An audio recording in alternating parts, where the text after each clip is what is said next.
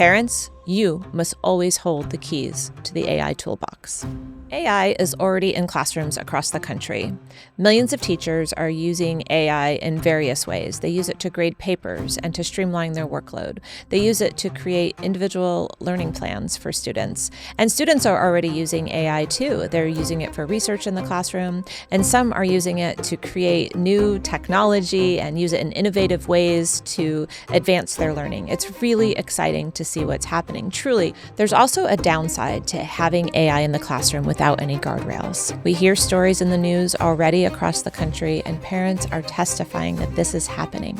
Parents who say character AI is also pushing dangerous content to kids, and at times acting like a digital predator.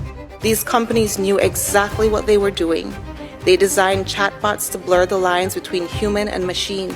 1 in 5 high school students reported that they or someone they know has had a romantic relationship with AI. Researchers found the bear openly discussed sexually explicit and dangerous content with kids. The other problem that we're seeing with AI is it's not always true.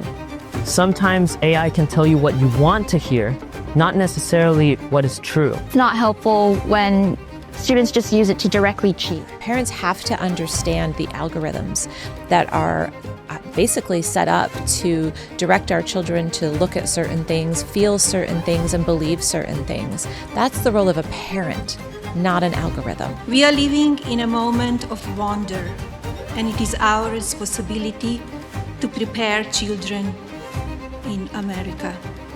Moms for Liberty is leading the charge on unifying, educating, and empowering parents to understand AI and how it's impacting our children. We're already doing this by joining the AI and Education Task Force under the leadership of First Lady Melania Trump. I've personally attended 2 meetings at the White House on this.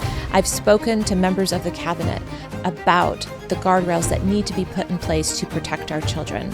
Because we understand the importance of empowering you to protect all children, we've created model policy that you can download and take directly to your school board and ask them to adopt. We've created school board speeches that you can change and modify for yourself and use to speak to your school board in a public forum. We've created draft policy for the state level that you can go meet with your state legislators and ask them to sponsor the bill and start moving it through the process so that all the children in your state will be protected.